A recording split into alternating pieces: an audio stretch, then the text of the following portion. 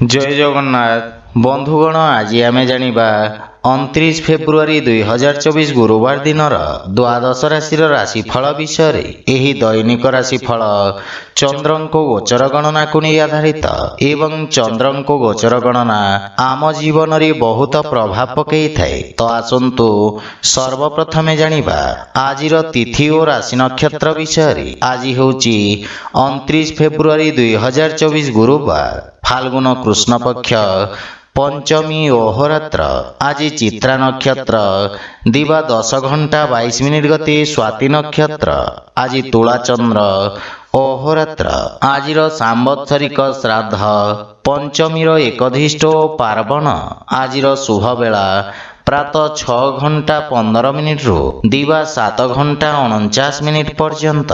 आजिर सूर्योदय प्रातः 6 घंटा 15 मिनिट। आजिर सूर्यास्त संध्या 5 घंटा 57 मिनिट। आज घात चंद्र नास्ति एवं तुला और कुंभ राशि घातबार। आज बेल ओ पणस खाइबा निषिद्ध।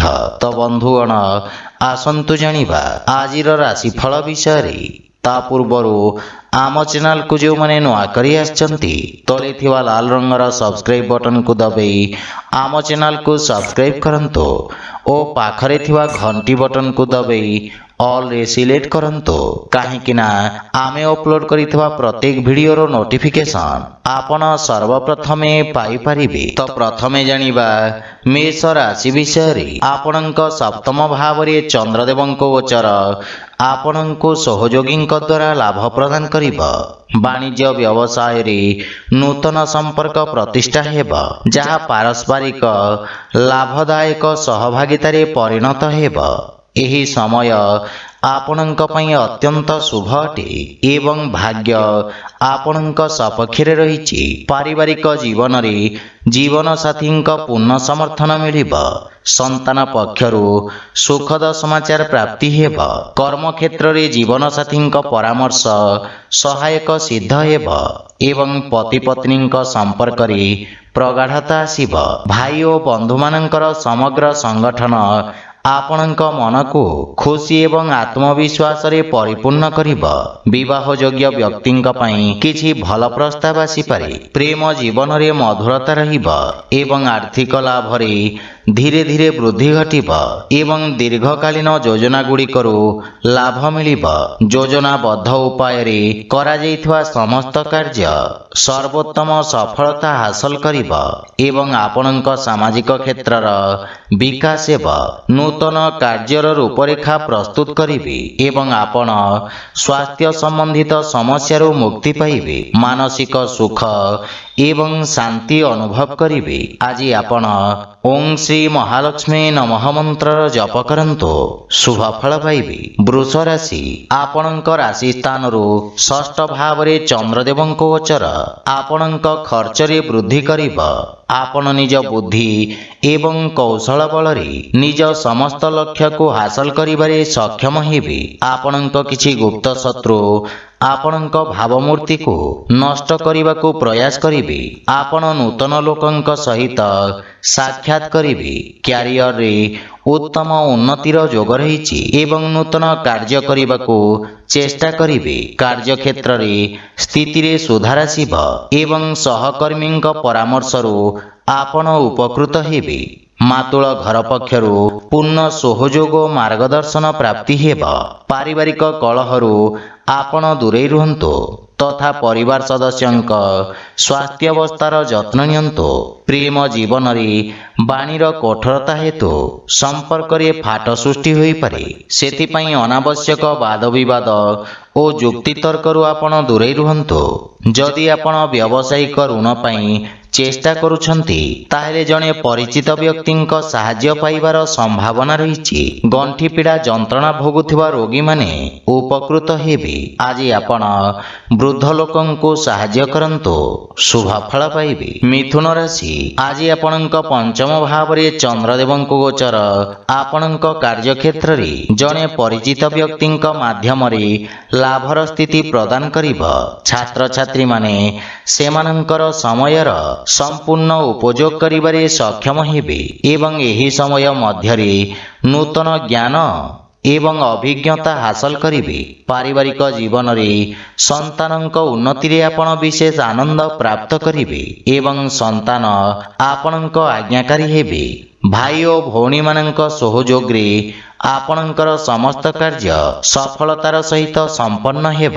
ପରିବାରରେ ସୁଖ ସମୃଦ୍ଧି ଲାଗି ରହିବ ଏବଂ ଜୀବନସାଥୀଙ୍କ ପୂର୍ଣ୍ଣ ସମର୍ଥନ ପାଇବେ ଏବଂ ବିଦେଶରୁ କିଛି ଭଲ ଖବର ପାଇ ମନ ଖୁସି ହେବ। ବଡ଼ ଭାଇଙ୍କ ବିଶେଷ ସମର୍ଥନ ଆପଣଙ୍କ ଅଗ୍ରଗତିର କାରଣ ହେବ, କିନ୍ତୁ ପିତାଙ୍କ ସ୍ୱାସ୍ଥ୍ୟ ପ୍ରତି ବିଶେଷ ଯତ୍ନ ନେବା ଆବଶ୍ୟକ। ଆର୍ଥିକ କ୍ଷେତ୍ରରେ ଅଭିବୃଦ୍ଧି ହେବ, କିନ୍ତୁ ପାରିବାରିକ ଖର୍ଚ୍ଚରେ ବୃଦ୍ଧି ମାନସିକ ଚାପ ଉତ୍ପନ୍ନ କରିପାରେ। ସ୍ୱାସ୍ଥ୍ୟାବସ୍ଥାରେ ଉନ୍ନତି ହେବ, କିନ୍ତୁ ସତର୍କତା ବଜାୟ ରଖନ୍ତୁ। ଆଜି ଆପଣ ଭଗବାନ ଗଣେଶଙ୍କ ପୂଜାର୍ଚ୍ଚନା କରନ୍ତୁ, ଶୁଭ ଫଳ ପାଇବେ। କର୍କଟ ରାଶି, ଆପଣଙ୍କ ରାଶିରୁ ଚତୁର୍ଥ ଭାବରେ ଚନ୍ଦ୍ରଦେବଙ୍କ ଗୋଚର ଆପଣଙ୍କ ବ୍ୟବସାୟ କ୍ଷେତ୍ରର ବିସ୍ତାର ପାଇଁ ଯୋଜନା ଉପରେ କାର୍ଯ୍ୟ କରିବାର ଅବସର ପ୍ରଦାନ କରିବ। ଆପଣ ଭବିଷ୍ୟତ ଯୋଜନାଗୁଡ଼ିକ ବିଷୟରେ ବିଚାର ବିମର୍ଶ କରିବେ ଏବଂ କାର୍ଯ୍ୟଶୈଳୀର ସମୀକ୍ଷା କରିବେ, କିନ୍ତୁ ସହକର୍ମୀମାନଙ୍କ ସହିତ ଆପଣଙ୍କ ବ୍ୟବହାରର ବିଶେଷ ଧ୍ୟାନ ରଖନ୍ତୁ, ଅନ୍ୟଥା ଆପଣଙ୍କ ପ୍ରତିଛବି କ୍ଷତିଗ୍ରସ୍ତ ହୋଇପାରେ। ମାତାଙ୍କ ସହିତ କିଛି ବୈଚାରିକ ମତଭେଦ ଦେଖାଦେଇପାରେ, କିନ୍ତୁ ଆପଣ ନିଜ ବୁଦ୍ଧି ଏବଂ ଆତ୍ମବିଶ୍ୱାସ ସହିତ ପରିସ୍ଥିତିକୁ ନିୟନ୍ତ୍ରଣ କରିବାରେ ସକ୍ଷମ ହେବେ। ପାରିବାରିକ ସୁଖରେ କିଛି ଅଭାବ ଦେଖାଦେବ ଏବଂ ଘରର ରକ୍ଷଣାବେକ୍ଷଣ ପାଇଁ ଆପଣ ଖର୍ଚ୍ଚାନ୍ତ ହେବେ, କିନ୍ତୁ ପିତାଙ୍କ ମାର୍ଗଦର୍ଶନରୁ ଲାଭବାନ ହେବେ। ଶ୍ୱଶୁର ଘର ପକ୍ଷରୁ ସମ୍ପର୍କରେ ମଧୁରତା ଆସିବ, କିନ୍ତୁ ଗୃହର କୌଣସି ସଦସ୍ୟଙ୍କ ସ୍ୱାସ୍ଥ୍ୟାବସ୍ଥାକୁ ନେଇ ଆପଣ ଚିନ୍ତିତ ରହିବେ। ଆର୍ଥିକ ଅବସ୍ଥା କିଛି ମାତ୍ରାରେ ଚାପଗ୍ରସ୍ତ ରହିପାରେ। ନଗଦ ଧନର ଅଭାବ କିଛି କାର୍ଯ୍ୟରେ ଅସ୍ଥାୟୀ ଅବରୋଧ ଉତ୍ପନ୍ନ କରିବ ଏବଂ ମାନସିକ ଚାପ ଆପଣଙ୍କ ସ୍ୱାସ୍ଥ୍ୟାବସ୍ଥାକୁ ପ୍ରଭାବିତ କରିବ। ସେଥିପାଇଁ ମନକୁ ଏକାଗ୍ର ଏବଂ ଶାନ୍ତ ରଖିବାର ପ୍ରୟାସ କରନ୍ତୁ। ଆଜି ଆପଣ ଶ୍ରୀ ଗଣେଶ ଏବଂ ମାତା ଲକ୍ଷ୍ମୀଙ୍କ ମିଳିତ ଉପାସନା କରନ୍ତୁ, ଶୁଭ ଫଳ ପାଇବେ। ସିଂହ ରାଶି, ଆପଣଙ୍କ ତୃତୀୟ ଭାବରେ ଚନ୍ଦ୍ରଦେବଙ୍କ ଗୋଚର ଆପଣଙ୍କ ରାଜନୈତିକ ବର୍ଚସ୍ୱରେ ବୃଦ୍ଧି କରିବ ଏବଂ ଆପଣଙ୍କ ପରାକ୍ରମରେ ବୃଦ୍ଧି ହେବ। ଆପଣ ନିଜ ଭିତରେ ଏକ ନୂତନ ସକାରାତ୍ମକ ଶକ୍ତି ଅନୁଭବ କରିବାକୁ ସମର୍ଥ ହେବେ। ସାମାଜିକ ମାନ ସମ୍ମାନ ବୃଦ୍ଧି ପାଇବ। ଆପଣଙ୍କ ଭାଇ ଭଉଣୀଙ୍କ ସାହାଯ୍ୟରେ ସମସ୍ତ କାର୍ଯ୍ୟ ସଫଳ ହେବ। ପାରିବାରିକ ପରିବେଶ ସ୍ୱାଭାବିକ ରହିବ, କିନ୍ତୁ ଆପଣଙ୍କ ଭାଇ ଭଉଣୀମାନେ କିଛି ସମସ୍ୟାର ସମ୍ମୁଖୀନ ହୋଇପାରନ୍ତି। ଶ୍ୱଶୁର ଘର ପକ୍ଷରୁ କିଛି ବାଦବିବାଦ ଓ ମନମାଳିନ୍ୟର ସମ୍ଭାବନା ରହିଛି, ସେଥିପାଇଁ ବୁଝି ବିଚାରି କଥାବାର୍ତ୍ତା କରନ୍ତୁ। ଜୀବନସାଥୀଙ୍କ କିଛି ସ୍ୱାସ୍ଥ୍ୟ ସମ୍ବନ୍ଧିତ ସମସ୍ୟା ଦେଖାଦେଇପାରେ, ସେଥିପାଇଁ ମାନସିକ ଚିନ୍ତାକୁ ନିଜ ଉପରେ ପ୍ରଭାବୀ ହେବାକୁ ଦିଅନ୍ତୁ ନାହିଁ। ଆର୍ଥିକ ସ୍ଥିତି ଉତ୍ତମ ଅନୁକୂଳ ରହିଛି ଏବଂ କୌଣସି ପ୍ରକାର ଗୁପ୍ତ ମାର୍ଗରୁ ଧନ ପ୍ରାପ୍ତିର ସମ୍ଭାବନା ରହିଛି, କିନ୍ତୁ ସ୍ୱାସ୍ଥ୍ୟାବସ୍ଥାରେ ଅନିୟମିତ ରକ୍ତଚାପ ଜନିତ ସମସ୍ୟା ଦେଖାଦେଇପାରେ, ସେଥିପାଇଁ ସ୍ୱାସ୍ଥ୍ୟାବସ୍ଥାକୁ ଅଣଦେଖା କରନ୍ତୁ ନାହିଁ। ଆଜି ଆପଣ ଭଗବାନ କୃଷ୍ଣଙ୍କୁ ତୁଳସୀ ଦଳ ଅର୍ପଣ କରନ୍ତୁ, ଶୁଭ ଫଳ ପାଇବେ। କନ୍ୟା ରାଶି, ଆପଣଙ୍କ ଦ୍ୱିତୀୟ ଭାବରେ ଚନ୍ଦ୍ରଦେବଙ୍କ ଗୋଚର ଆପଣଙ୍କ ବାଣୀକୁ ପ୍ରଭାବଶାଳୀ କରିବ ଏବଂ ଆପଣଙ୍କ ବ୍ୟକ୍ତିତ୍ୱରେ ଏକ ନୂତନ ଆକର୍ଷଣ ହେବ। ଲୋକମାନେ ଆପଣଙ୍କ ଠାରୁ ପରାମର୍ଶ ଏବଂ ମାର୍ଗଦର୍ଶନ ପ୍ରାପ୍ତ କରିବେ। ବକ୍ତୃତ୍ୱ ଏବଂ ଲେଖନୀ ସମ୍ବନ୍ଧିତ ବ୍ୟବସାୟର ଖ୍ୟାତି ବିସ୍ତାର ହେବ ଏବଂ ନୂତନ ସୁଯୋଗ ମିଳିବ। ଆପଣଙ୍କ ବାଣୀର ମଧୁରତା ଆପଣଙ୍କ ସମ୍ପର୍କରେ ଏକ ନୂତନ ସତେଜତା ଆଣିବ। ପାରିବାରିକ ଜୀବନରେ ସୁଖ ଏବଂ ସମୃଦ୍ଧତା ଆସିବ। ଆପଣ ଜୀବନସାଥୀଙ୍କ ଠାରୁ ସମ୍ମାନ ପ୍ରାପ୍ତ କରିବେ। ସାନ ଭାଇ ଭଉଣୀଙ୍କ ଠାରୁ ସ୍ନେହ ପାଇବେ ଏବଂ ସେମାନେ ଆପଣଙ୍କୁ ଅନୁସରଣ କରିବେ। ପ୍ରେମ ସମ୍ବନ୍ଧ ପାଇଁ ସମୟ ଉତ୍ତମ ଅନୁକୂଳ ରହିଛି ଏବଂ ପୂର୍ବରୁ ଲାଗି ରହିଥିବା ଦୂରତ୍ୱ ଦୂର ହେବ। ଆର୍ଥିକ ସ୍ଥିତି ଉତ୍ତମ ହେବାକୁ ଲାଗିବ। ଆୟର ନୂଆ ସ୍ରୋତରୁ ଧନ ପ୍ରାପ୍ତିର ଯୋଗ ରହିଛି। ଅଧିକାରୀ ବର୍ଗରୁ ଆପଣଙ୍କ କାର୍ଯ୍ୟକୁ ସମ୍ମାନ ପ୍ରାପ୍ତି ହେବ। ଛାତ୍ରଛାତ୍ରୀମାନେ ନିଜକୁ ଉପଯୁକ୍ତ ଭାବରେ ପ୍ରକାଶ କରିବାକୁ ସମର୍ଥ ହେବେ ଏବଂ ଉନ୍ନତିର ମାର୍ଗ ପ୍ରଶସ୍ତ ହେବ ଏବଂ ଆପଣଙ୍କ କାର୍ଯ୍ୟ ସବୁଠାରେ ପ୍ରଶଂସିତ ହେବ। ସ୍ୱାସ୍ଥ୍ୟାବସ୍ଥା ଉତ୍ତମ ଅନୁକୂଳ ରହିବ ଏବଂ ଶ୍ୱାସ ସମ୍ବନ୍ଧିତ ରୋଗରେ ସୁଧାର ଆସିବ। ଆଜି ଆପଣ ଗୋମାତାଙ୍କୁ ଖାଇବାକୁ ଦିଅନ୍ତୁ, ଶୁଭ ଫଳ ପାଇବେ। ତୁଳା ରାଶି, ଆପଣଙ୍କ ରାଶି ସ୍ଥାନରୁ ଚନ୍ଦ୍ରଦେବଙ୍କ ଗୋଚର ଆପଣଙ୍କୁ ପୂର୍ବରୁ ଚାଲିଥିବା କିଛି ସମସ୍ୟାରୁ ମୁକ୍ତି ପ୍ରଦାନ କରିବ। ଆପଣଙ୍କ ବ୍ୟକ୍ତିତ୍ୱରେ ଆକର୍ଷଣ ଏବଂ ସୌନ୍ଦର୍ଯ୍ୟ ଆସିବ। କାର୍ଯ୍ୟକ୍ଷେତ୍ରରେ ଆପଣ କରିଥିବା ପରିବର୍ତ୍ତନରୁ ସକାରାତ୍ମକ ପରିଣାମ ପ୍ରାପ୍ତି ହେବ ଏବଂ ଆପଣଙ୍କ ବ୍ୟବହାରିକ ଚିନ୍ତାଧାରା ଆପଣଙ୍କୁ ସମାଜରେ ସମ୍ମାନ ପ୍ରଦାନ କରିବ। ଛାତ୍ରଛାତ୍ରୀମାନଙ୍କ ପାଇଁ ଇଚ୍ଛାକୃତ କ୍ଷେତ୍ରରେ ଉଚ୍ଚଶିକ୍ଷାର ମାର୍ଗ ପ୍ରଶସ୍ତ ହେବ। କାର୍ଯ୍ୟକ୍ଷେତ୍ରରେ ଜୀବନସାଥୀଙ୍କ ପରାମର୍ଶ ସହାୟକ ସିଦ୍ଧ ହେବ ଏବଂ ଜୀବନସାଥୀଙ୍କ ସହିତ ସମ୍ପର୍କରେ ପ୍ରଗାଢ଼ତା ଆସିବ। ମାତାଙ୍କ ପକ୍ଷରୁ ଲାଭ ହେବାର ସମ୍ଭାବନା ରହିଛି ଏବଂ ବିଦେଶରୁ ସୁଖଦ ଖବର ମିଳିବ। ଭାଇ ଓ ସାଙ୍ଗମାନଙ୍କ ସହଯୋଗ ଆପଣଙ୍କୁ ଖୁସି ଏବଂ ଆତ୍ମବିଶ୍ୱାସରେ ବୃଦ୍ଧି କରିବ। ବିବାହ ଯୋଗ୍ୟ ବ୍ୟକ୍ତିଙ୍କ ପାଇଁ କିଛି ଭଲ ପ୍ରସ୍ତାବ ଆସିପାରେ। ପ୍ରେମ ଜୀବନ ମଧୁର ରହିବ ଏବଂ ରାଜକୀୟ ପକ୍ଷରୁ ଆର୍ଥିକ ଲାଭ ପ୍ରାପ୍ତି ହେବ ଏବଂ ଆର୍ଥିକ ସ୍ଥିତି ସୁଦୃଢ଼ ରହିଛି। ସ୍ୱାସ୍ଥ୍ୟାବସ୍ଥା ଉତ୍ତମ ଅନୁକୂଳ ରହିଛି। ଆଜି ଆପଣ ଗୋମାତାଙ୍କୁ ଖାଇବାକୁ ଦିଅନ୍ତୁ, ଶୁଭ ଫଳ ପାଇବେ। ବିଛା ରାଶି, ଆପଣଙ୍କ ଦ୍ୱାଦଶ ଭାବରେ ଚନ୍ଦ୍ରଦେବଙ୍କ ଗୋଚର ଆପଣଙ୍କ ରୋଜଗାର କ୍ଷେତ୍ରରେ କିଛି ବାଧାବିଘ୍ନ ସୃଷ୍ଟି କରିବ। କ୍ରୋଧର ଅଧିକତା ଆପଣଙ୍କ ପାଇଁ କ୍ଷତିକାରକ ହେବ। କୌଣସି ନିଷ୍ପତ୍ତି ନେବା ପୂର୍ବରୁ ଭବିଷ୍ୟତର ଯୋଜନା ବିଷୟରେ ଭଲ ଭାବରେ ଚିନ୍ତା କରିବା ଲାଭଦାୟକ ହେବ। ଛାତ୍ରଛାତ୍ରୀମାନଙ୍କୁ ନିଜ ଏକାଗ୍ରତା ବଜାୟ ରଖିବାକୁ ଅଧିକ ସଂଘର୍ଷ କରିବାକୁ ପଡ଼ିବ। ପାରିବାରିକ ଜୀବନରେ ବୈବାହିକ ଦାମ୍ପତ୍ୟ ଜୀବନରେ ସୁଧାର ଆସିବ, କିନ୍ତୁ ପ୍ରେମ ଜୀବନ ପାଇଁ ସମୟ ଅନୁକୂଳ ନୁହେଁ। ଧାର୍ମିକ ଆଧ୍ୟାତ୍ମିକ କାର୍ଯ୍ୟ ପ୍ରତି ଆପଣଙ୍କ ରୁଚି ବଢ଼ିବ ଏବଂ ଆର୍ଥିକ ସ୍ଥିତି ଉତ୍ତମ ଅନୁକୂଳ ରହିଛି ତଥା ଆର୍ଥିକ ଲାଭ ପ୍ରାପ୍ତ କରିବେ ଏବଂ ଅନାବଶ୍ୟକ ଖର୍ଚ୍ଚରେ ନିୟନ୍ତ୍ରଣ ଲାଗି ରହିବ। ବ୍ୟବସାୟୀମାନଙ୍କ ଆୟ ବୃଦ୍ଧି ପାଇବ, କିନ୍ତୁ କିଛି ଶାରୀରିକ ଅସୁବିଧାର ସମ୍ଭାବନା ରହିଛି। ଆଜି ଆପଣ ଶିବଲିଙ୍ଗରେ ଜଳ ଅର୍ପଣ କରନ୍ତୁ, ଶୁଭ ଫଳ ପାଇବେ। ଧନୁରାଶି, ଆପଣଙ୍କ ଏକାଦଶ ଭାବରେ ଚନ୍ଦ୍ରଦେବଙ୍କ ଗୋଚର ଆପଣଙ୍କ ଲାଭର ସ୍ଥିତିକୁ ବୃଦ୍ଧି କରିବ। ଜମି ଏବଂ ଖଣିଜ ବ୍ୟବସାୟରେ ଜଡ଼ିତ ବ୍ୟକ୍ତି ଅପ୍ରତ୍ୟାଶିତ ଲାଭ ଅର୍ଜନ କରିବେ। ଆପଣଙ୍କ ଦ୍ୱାରା ଅତୀତରେ କରାଯାଇଥିବା କାର୍ଯ୍ୟରୁ ଆପଣଙ୍କ ମାନ ସମ୍ମାନ ବୃଦ୍ଧି ପାଇବ। ପାରିବାରିକ ଜୀବନରେ କିଛି ଶୁଭ ସମାଚାର ପାଇବାରୁ ମନରେ ପ୍ରସନ୍ନତାର ଭାବ ରହିବ ଏବଂ ପରିବାରରେ ସୁଖଦ ବାତାବରଣ ଲାଗି ରହିବ ଏବଂ ଗୃହର ଛୋଟ ସଦସ୍ୟଙ୍କ ସହିତ ଉତ୍ତମ ସମୟ ଅତିବାହିତ କରିବେ। ପରିବାରରେ ସମସ୍ତଙ୍କ ସହିତ নম্রতাପୂର୍ଣ୍ଣ ଆଚରଣ ଦ୍ୱାରା ଲାଭ ଏବଂ ମାନସିକ ଶାନ୍ତି ପ୍ରାପ୍ତି ହେବ। ଆପଣଙ୍କ ପ୍ରଭାବଶାଳୀ ବାଣୀ ଛୋଟ ଭାଇମାନଙ୍କ ସହିତ ସମ୍ପର୍କକୁ ସୁଦୃଢ଼ କରିବ ଏବଂ ସେମାନେ ଆପଣଙ୍କ ଅନୁସରଣ କରିବେ। ପିତାଙ୍କ ପୂର୍ଣ୍ଣ ସହଯୋଗ ପ୍ରାପ୍ତି ହେବ। ଆର୍ଥିକ ସ୍ଥିତି ଆହୁରି ସୁଦୃଢ଼ ହେବାକୁ ଲାଗିବ। ପୂର୍ବରୁ ବକେୟା ଦେଇଥିବା ଅର୍ଥ ଆପଣ ଆଜି ଫେରି ପାଇବେ ଏବଂ କିଛି ମାନ୍ୟଗଣ୍ୟ ବ୍ୟକ୍ତିଙ୍କ ସହିତ ସାକ୍ଷାତ କରିପାରନ୍ତି। ବାଣିଜ୍ୟ ବ୍ୟବସାୟରେ ଉନ୍ନତି ହେବ ଏବଂ ଦୀର୍ଘଦିନ ଧରି ଥିବା ସ୍ୱାସ୍ଥ୍ୟ ସମସ୍ୟାର ସମାପ୍ତ ହେବ। ଆପଣ ଶକ୍ତିଶାଳୀ ଏବଂ ପରିଶ୍ରମୀ ହେବେ। ଆଜି ଆପଣ ଗାୟତ୍ରୀ ମନ୍ତ୍ରର ଜପ କରନ୍ତୁ, ଶୁଭ ଫଳ ପାଇବେ।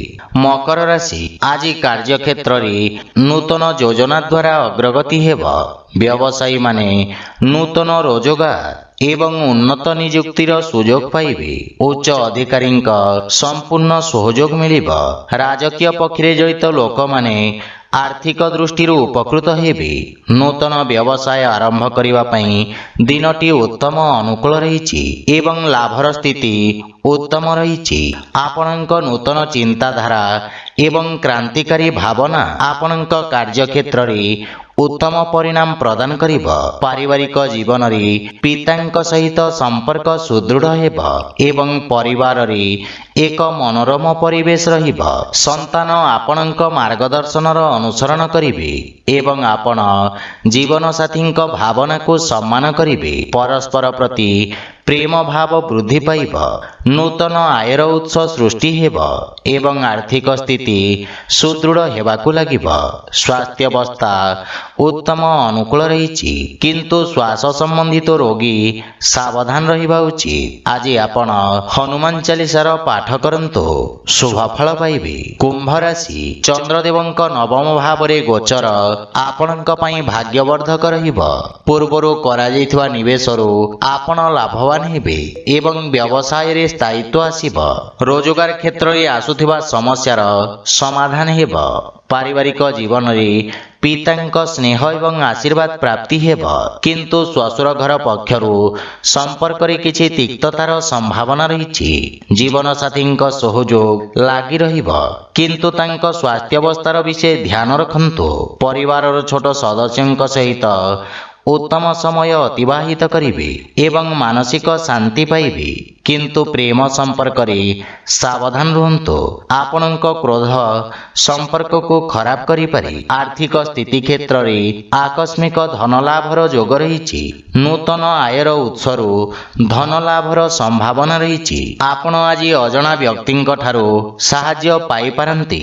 ଯେକୌଣସି କାର୍ଯ୍ୟରେ ଭାଗ୍ୟ ଆପଣଙ୍କୁ ସମର୍ଥନ କରିବ, କିନ୍ତୁ ପେଟ ସମ୍ବନ୍ଧିତ କୌଣସି ସମସ୍ୟା ଆପଣଙ୍କୁ ବ୍ୟଥିତ କରିପାରେ।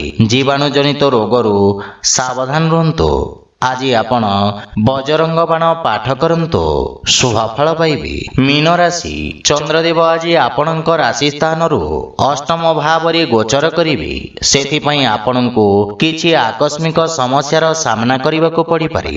ଅନାବଶ୍ୟକ ଖର୍ଚ୍ଚ ଆପଣଙ୍କ ଆର୍ଥିକ ସନ୍ତୁଳନକୁ ନଷ୍ଟ କରିପାରେ। କାର୍ଯ୍ୟକ୍ଷେତ୍ରରେ ଅତ୍ୟଧିକ କାର୍ଯ୍ୟ ବା ଅସାମଞ୍ଜସ୍ୟ ସ୍ଥିତି ମାନସିକ ଚାପର କାରଣ ହେବ। ପରିବାର ସଦସ୍ୟଙ୍କ ସହିତ ଛୋଟ ପ୍ରସଙ୍ଗକୁ ନେଇ ମତଭେଦ ହୋଇପାରେ।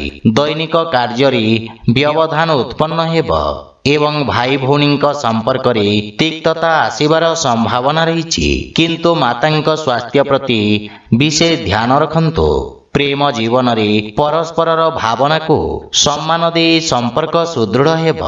ଆର୍ଥିକ ସ୍ଥିତି କ୍ଷେତ୍ରରେ ଅନାବଶ୍ୟକ ଆର୍ଥିକ ଦେବାନେବାରୁ ଆପଣ ଦୂରେଇ ରୁହନ୍ତୁ।